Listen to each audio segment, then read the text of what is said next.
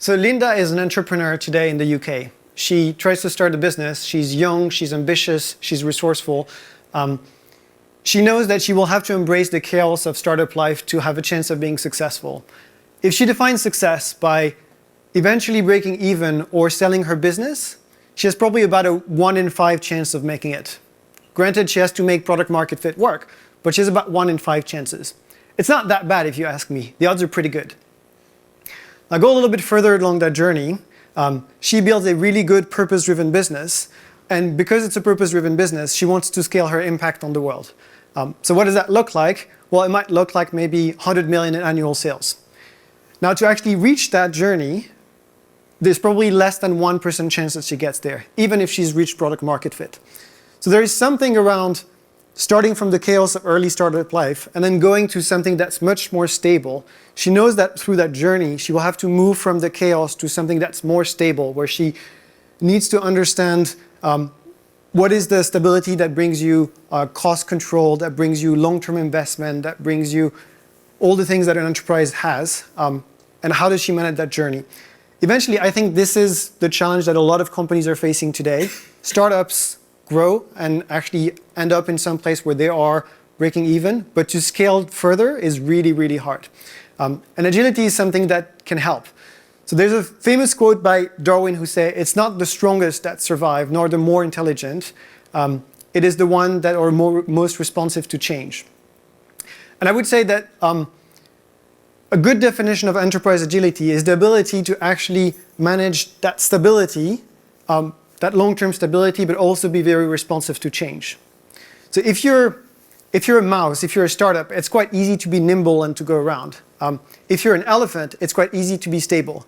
But the question of agility is really, can you be an agile and nimble elephant?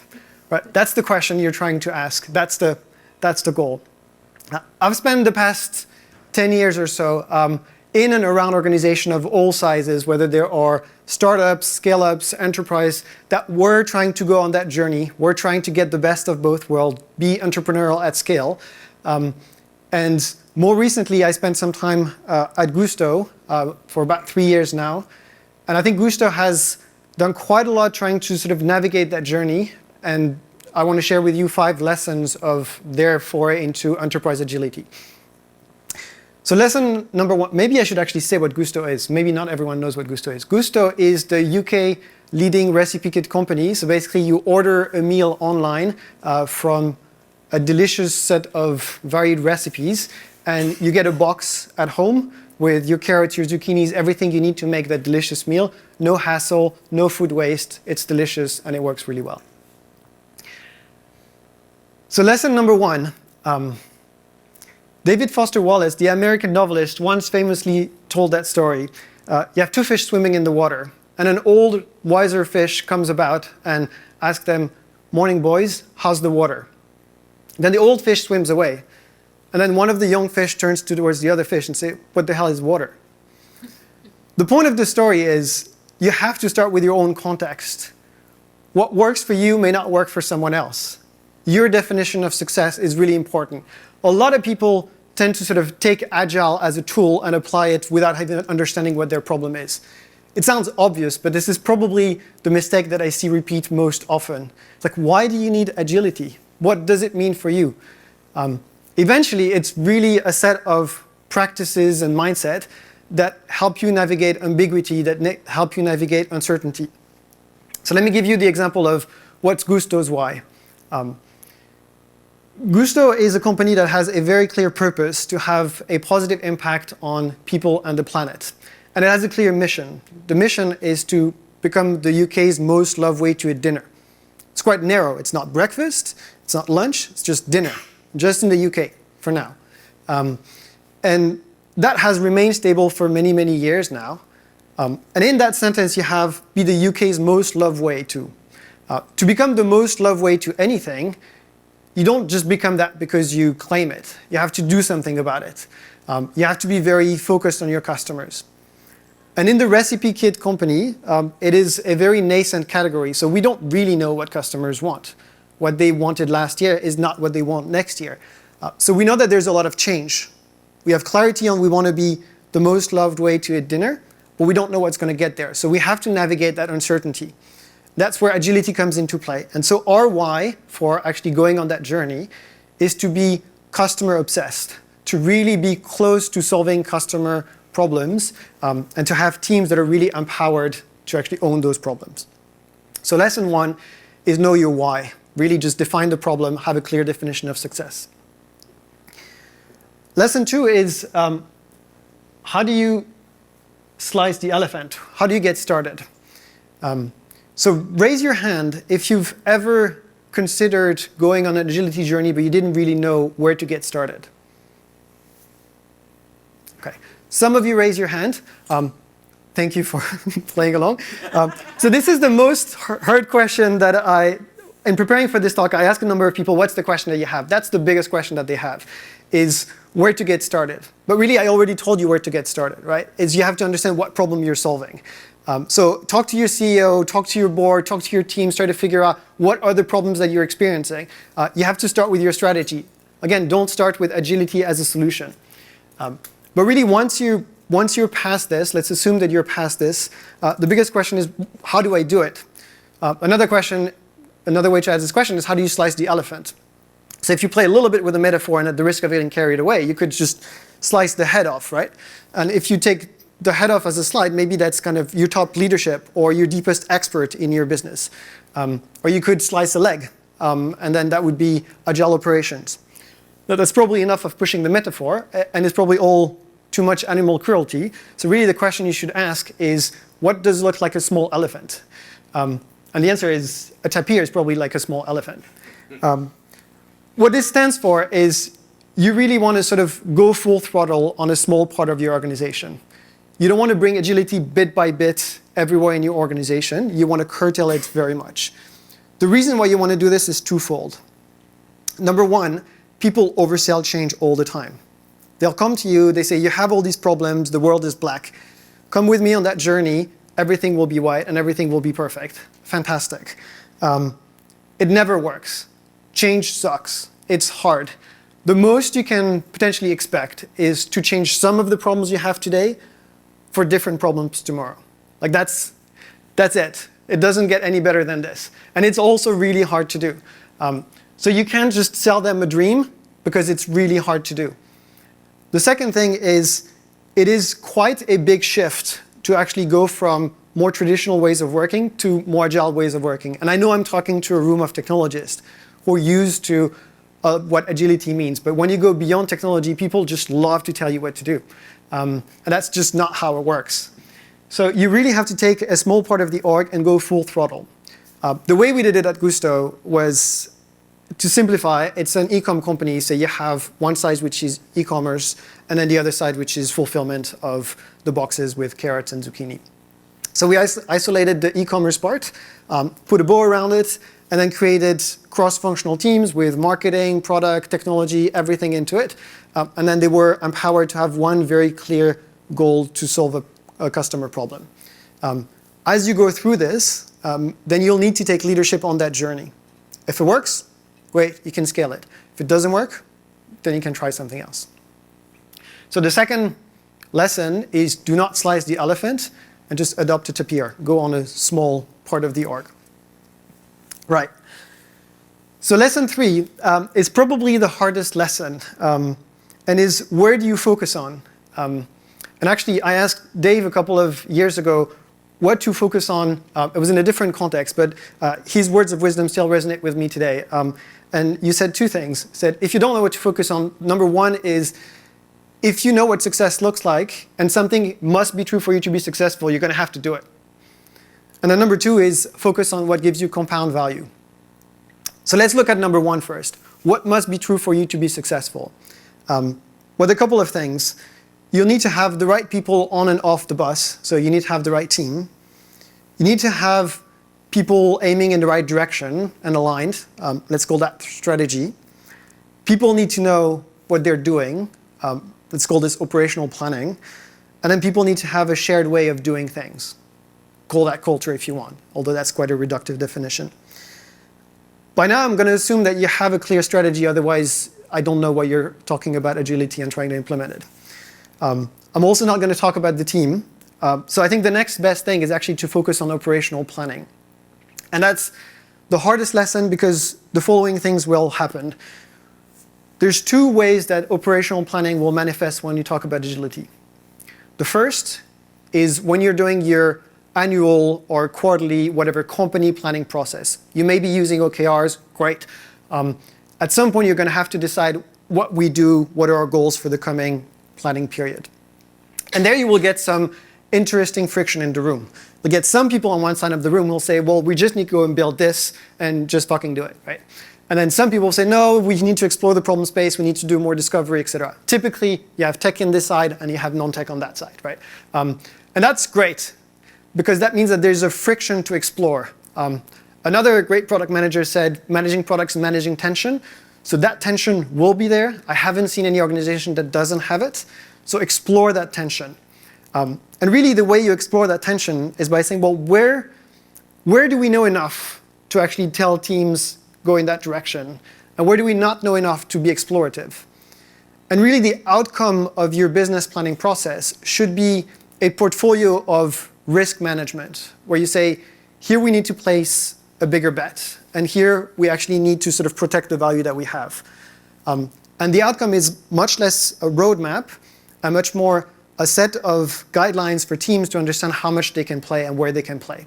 So that's the first thing that will need to happen. And that's really hard. The second is teams that need to step up. We talked about autonomy in the previous panel discussion. And teams will need to take that space, that input of, here is a risk. These are your risk framework. This is your guardrails. Now go explore. You'll have some outcomes. You'll have some things you need to deliver. And teams need to then figure out what is the continuous process by which they translate that guidance into a roadmap that increases learning over time, that increases their ability to deliver impact. Right? On that last part, which is very hard, there's a lot of literature and know-how in agile software delivery in particular that can help. The first part, much less. And it's a big cultural change with a lot of the leaders at your company. If you manage to do this, you've managed a transition to agile. Like, it's that simple. So where do you focus? You focus on operational planning. Still in your Tapir environment, that's all good. So that's lesson 3, is where do you focus? You focus on operational planning. I think I had a slide, but I forgot the timing, so that's okay. Lesson 4, I forgot my lesson 4. It's great timing. Lesson 4. Give me a second. That's awkward enough. I'll find it again. Oh, lesson 4. Lesson 4 is our biggest blunder, of course. So you know, you have Linda who's built her business. She wants to scale her business. So she knows why she wants to do agile. She understands that she has to prove the concept first, and then she understands that she needs to work on operational planning. Great. So what can go wrong? There's still a lot of things that can go wrong. And I'll give you the story of our biggest blunder at Gusto.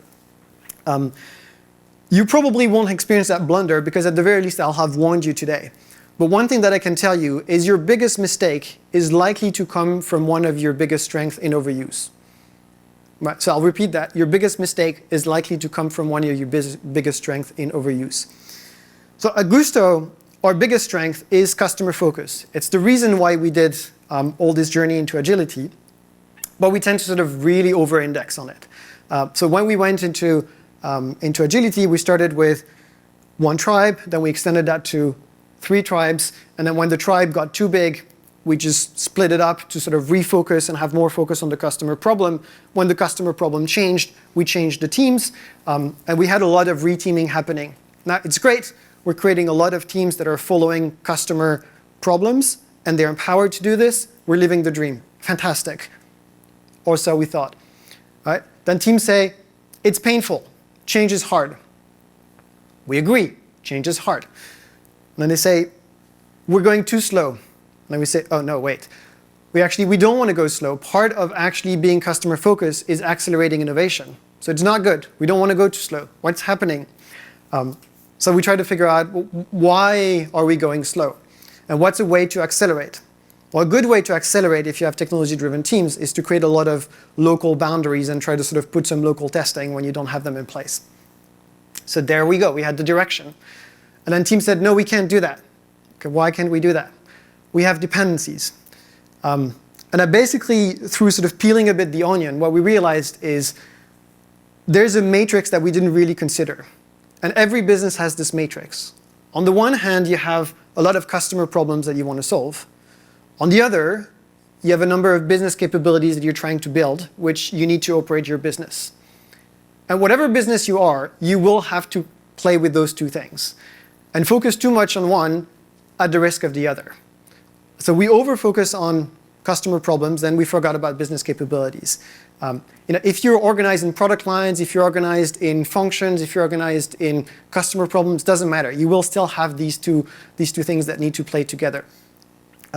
The way it manifested for us is basically we realized that after years of taking a lot of technical decisions that would prioritize just releasing fast to the customer, we had a lot of technical dependencies, and it looked a little bit like that.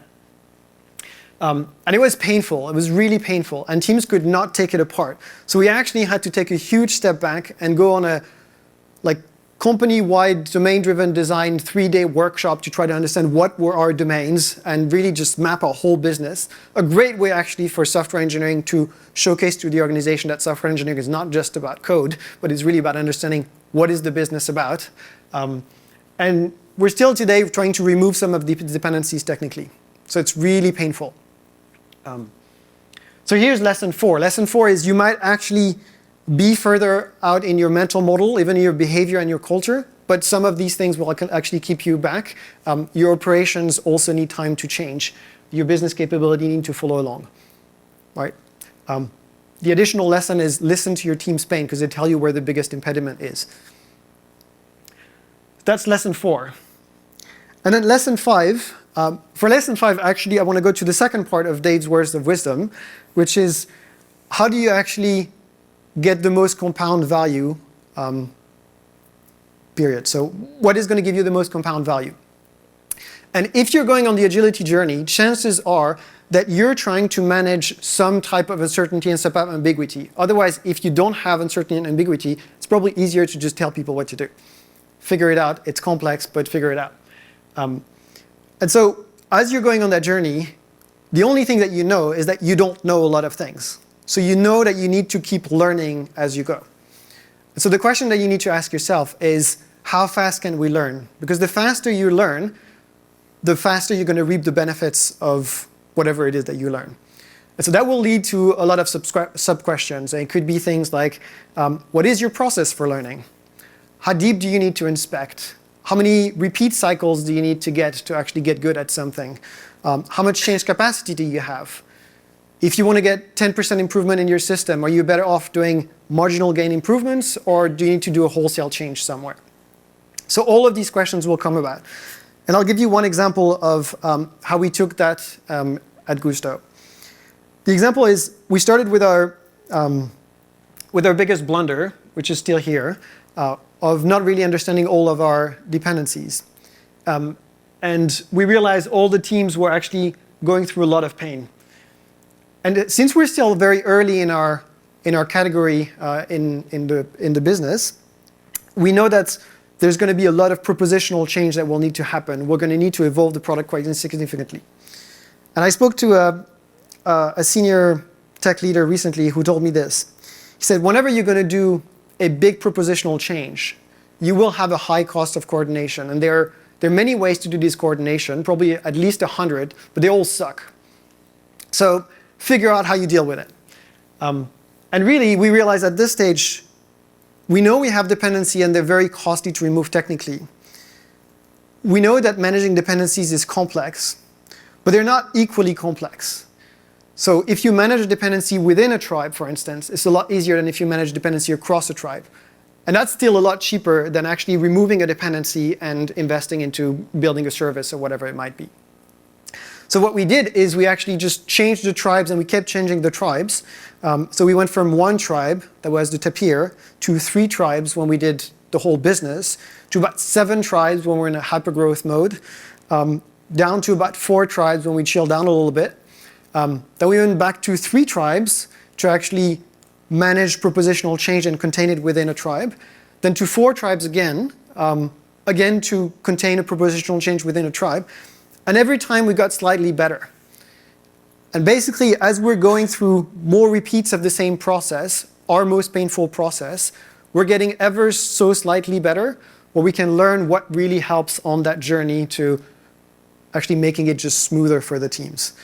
We're still working on removing our technical dependencies, but if I'm standing here in 3 years, I'm sure we'll still be working on it, right? It's going to take time and it's going to take effort. So you have to find ways to actually repeat your cycle faster. So this is supposed to illustrate how do you play with all your dominoes and the different kind of adjustment of tribes and really repeating the cycle of learning for us to actually get better at this. So here's the 5th lesson. The 5th lesson is just really learn and interrogate how you can learn faster as an organization, because eventually that's really your meta skill for getting faster on that journey. Now before I wrap up, I want to share one success story that stems from some of these lessons and some of these dynamics. When we realized we had all these dependencies, we had to go into this whole domain-driven design and map our whole business. And then we could actually start asking questions about, well, is this a domain that we need to invest in or not? There's the whole buy versus build discussion. And we have this principle where if it's not really strategically differentiating for us, we probably should look towards commoditizing it, whatever that means, right? And then what we realize is actually most of our subscription platform is probably something we'd like to commoditize. We're just basically selling a box, happen to be every week, but surely there's a commodity product out there that really helps every commodity business, every subscription business to sell a product at regular intervals and do the account management and the billing and the promotions and whatnot. So we started talking to a lot of other small businesses. And after 10, 20 of these conversations, we realized no one's really figured out. So we had more than 50 of these conversations. And we realized there's 2 ways that people solve this problem. Number 1 is they basically put together a number of commodity solutions in a pretty dirty patchwork, and it's painful to operate. It takes a lot of effort to maintain, and it's annoying because that's not their core business. Number 2 is they invest into subscription technology. And if you're a bigger company, you can afford to do this because that's nice. If you're Amazon, you can build everything. But if you're not, you can't really afford to do this. So really what we said is, actually, there is something that we need to help people with. We have built this ourselves. Can we commoditize it and sell it to third parties? And so about a bit over 2 years ago, we built a separate tribe called Bento. And why Bento? Because it's another box, and it comes out of the box. Except this box doesn't have carrots and zucchini. This box has software in it. And we basically have this tribe which is commoditizing all our subscription software and selling it to third parties. And today, even Gusto is one of these third parties. So it's a tribe like any other, where it uses our technology foundation, it uses all of our business foundations, it uses a lot of the capability that we have, same talent, everything under one roof, but it operates completely independently. It has customers all across the globe already, Gusto being one of them. And it is a SaaS business within a B2C food company, a B2B SaaS business.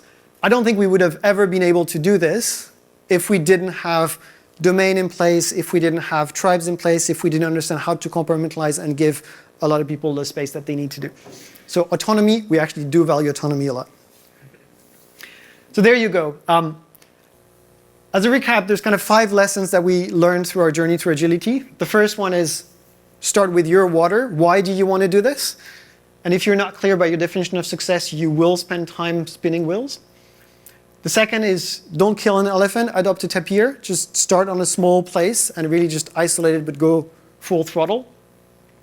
The third one is where do you start? Focus with operational planning. And the people dancing here is supposed to illustrate the fact that your operational planning should feel a lot more like alignment orchestration than it feels like actually building the roadmap. Be careful of managing the matrix, the balance between customer problems and business capabilities. And then last but not least, be careful about how you learn faster and think about repeating what's going to make you learn best. I think the journey to enterprise agility is one that's really exciting. If we go back to the quote by Darwin, I think in the 21st century, we see a lot more change than we've seen in the past. And the organizations that adapt themselves more and more are not only the ones that have a chance of being a nimble elephant, but maybe, just maybe, they can evolve to become unicorns. Thank you.